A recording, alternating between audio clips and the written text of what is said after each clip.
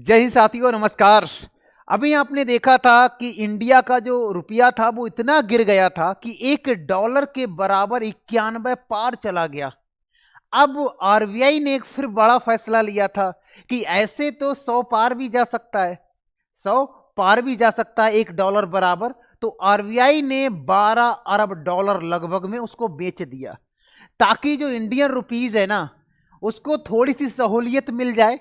यानी गिरते हुए रुपए को बचाने के लिए रिजर्व बैंक ने के जो पास में पड़े हुए थे लगभग में $12 अरब उनको बेच दिया, ताकि जो इंडिया रुपीज गिर रहा है उसको बचा लिया जाए।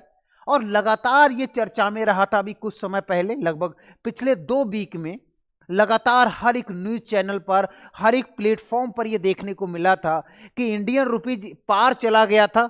लेकिन अभी वर्तमान की स्थिति में देखा जाए तो वर्तमान में 89.74 है। अभी आज की डेट में ये कितना बढ़ गया था? अभी ये कितना बढ़ गया था? अभी तो 90 पार, 91 पार भी चला गया था। अब आप लोगों को पता होना चाहिए, जब हमारा देश आजाद हुआ था तो उस समय 3.3 $1 की कीमत कितनी थी मेरे भाई? 3 रुपया थी। 3-3.5 रुपए के आसपास थी $1 की कीमत। 1966 ईस्वी में पाकिस्तान के साथ युद्ध हुआ था, उसके बाद में लगभग 7.5 रुपए में $1 का कीमत हो गया। फिर 1991 में जब एलपीजी आया था तो 26 रुपए $1 के बराबर, 8 में 51 रुपए, 13 में 68 रुपए, और 13 से और 25 तक आने में अभी हाल ही में आपको देखने को मिला है 25 में 91 पॉइंट कुछ पहुंच गया था, यानी 91 प्लस पहुंच चुका था 2025 में।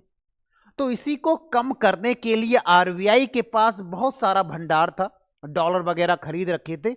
उसको कम करने के लिए उन्होंने कुछ डॉलर यानी $12 अरब लगभग में बेच दिए, ताकि जो रुपए गिर रहा है उसकी स्थिति को बचाया जा सके। अभी ये न्यूज ट्रेंडिंग में आई थी और यहां पर लिखा है सर 11.9 लगभग $12 अरब को बेचे गए, ताकि ये अब तक सबसे बड़ी मासिक बिक्री में से एक है जो किया गया था।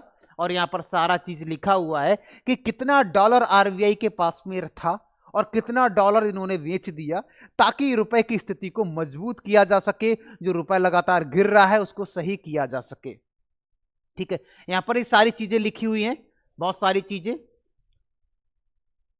उसके बाद देखते भाई, ये भी हटा दो। रुपए को कितना या कितना सहारा मिला था इसको बेचने के बाद, तो मैं आपको बताना चाहूंगा। आरबीआई ने हस्तक्षेप किया, इसमें रुपए के हस्तक्षेप किया था, और अभी देखा जाए तो 89 के स्तर के नीचे पहुंच चुका है। अभी मैंने कहा था 89.74% हो चुका है ये। ठीक है, तो इसकी बात मैंने आपको बता ही दिया था। अभी रुपए की स्थिति क्या है? अगर वर्तमान में रुपए की स्थिति बात करूंगा तो 89.74, यहां पर अगर मैं बात करूं 89.74 के आसपास था, जो ट्रेड कर रहा है 89.55 और 89.45 और 72 के बीच में लगातार ट्रेड कर रहा है। ये अभी वर्तमान की स्थिति को देखते हुए कह सकते हैं। यह है वर्तमान की स्थिति, 89.74 है वर्तमान में $1। जैसे मान लेते हैं, आपने सुना होगा कि डॉलर जब रुपए का कीमत बढ़ रहा है तो कुछ ज्ञानगार लोग ये भी कह रहे थे कि रुपए मजबूत हो रहा है। तो मैं आपको एक चीज बताना चाहता हूं, आप यहां पर लिखा हुआ भी है, मैं आगे आपको बताता हूं। ट्रेड और इसके पीछे ही आ जाते हैं, यहीं पर मैं बता देता हूं। आपने देखा होगा, जैसे मान लेते हैं आप अमेरिका में हैं, अमेरिका में आपको पेट्रोल मिल रहा है कितने को? आपको पेट्रोल मिल रहा है, मान लेते हैं सर $2 का। कितने का मिल रहा है पेट्रोल? मान लेते हैं, मान लो $10 का पेट्रोल मिल रहा है। $10 का पेट्रोल मिल रहा है 1 लीटर। 1 लीटर ये मैं मान लेता हूं। अगर कोई इंडिया का व्यक्ति जाएगा, अब ये तो डॉलर में ही कमा रहे हैं, लेकिन इंडिया का कितना जाएगा? 10 × 8 9, इतने रुपए का मिलेगा भैया 1 लीटर।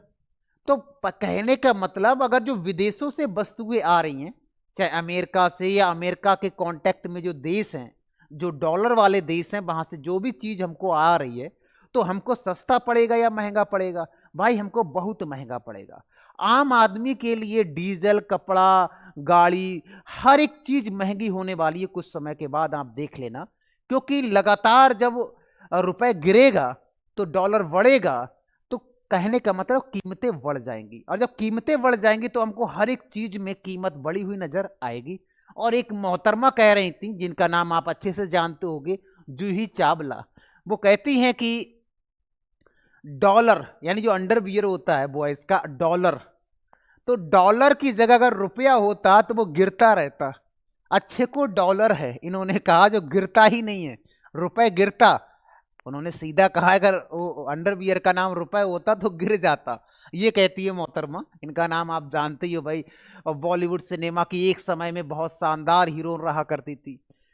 ठीक है, ये स्थिति देखो आप, 47 में लगभग 4 रुपए के बराबर था, और वर्तमान में आप देखोगे तो 25 में 91 पार भी कर चुका है। लगातार डॉलर बड़ा होता हुआ नजर आ रहा है और रुपया छोटा हुआ नजर आ रहा है। 1 रुपए की कीमत, 1 डॉलर की कीमत तुम क्या जानो साहब, वो तो वही जानेंगे जो ट्रेड कर रहे हैं। ठीक है, तो ये सारी चीजें यहाँ फायदा क्या है सर, नुकसान क्या है इसका? फायदा ये है एक्सपोर्ट्स का ज्यादा मुनाफा होता है भाई, जो चीजें आ रही पर्यटकों के लिए भारत का सस्ता, मेडिकल टूरिज्म को बढ़ाना। और सबसे बड़ा नुकसान हमको यही है महंगाई, भैया महंगाई मार डालेगी आम आदमी को। तेल सोना इतना, अब सोना ही देख लो भाई कितना महंगा हो गया भाई, एक समय कितना सस्ता सा सोना।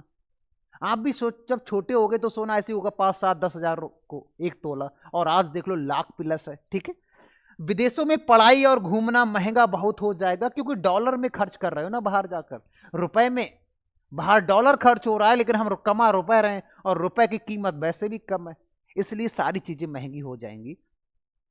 दुनिया पर डॉलर का दबाव, डॉलर सबसे स्थिर करेंसी है ये, और ये बताया गया है सेंट्रल बैंक की स्थिति में दुनिया का, और दुनिया के करीब कितने बैंकों का। यहां पर बताया गया है अगर रुपए की गिरावट होती है तो क्या क्या हमको झेलना पड़ सकता है। क्रूज ऑयल महंगा हो जाएगा, सोना महंगा हो जाएगा, सारे मोबाइल्स, इलेक्ट्रॉनिक्स, लैपटॉप और जो भी महंगे महंगे आइटम जो हम शौक में धारण करते हैं, शौक में खरीदते हैं, वो सब कुछ महंगा हो जाएगा अगर ऐसी स्थिति रहेगी तो। लेकिन अब नहीं रहेगी, अब आरबीआई ये कहता है हमने सेटल कर लिया भाई, अब हमने लगभग 12 अरब डॉलर को बेच दिया है, अब हम आगे को नहीं बढ़ने देंगे, यानी रुपए को आगे नहीं बढ़ने देंगे। अब जो 89-88 के आसपास रहेगा 1 रुपए के बराबर डॉलर, ये आरबीआई कहता है। ठीक है ना, वर्तमान में यही है भाई। ठीक है ना, चलो, तो ये था आज का हमारा थोड़ा सा ज्ञान जो मैंने आपको बताया, थोड़ा सा बात करी थी जो आरबीआई के बारे में, डिमांड रुपए के बारे में, डॉलर के बारे में। जो क्वेश्चंस हालांकि बनेगा नहीं, लेकिन नॉलेज के लिए हमको पता होना चाहिए कि आरबीआई ने कितना डॉलर का निवेश किया था या कितना डॉलर बेचा था, ताकि रुपए की स्थिति को स्थिर किया जा सके। ये सारे क्वेश्चंस हमारे एग्जाम में बन सकते हैं, तो इसको भी आप चेकआउट कर सकते हो। ठीक है ना, तो बताना क्लास कैसा लगा, कमेंट करके मुझे बताना।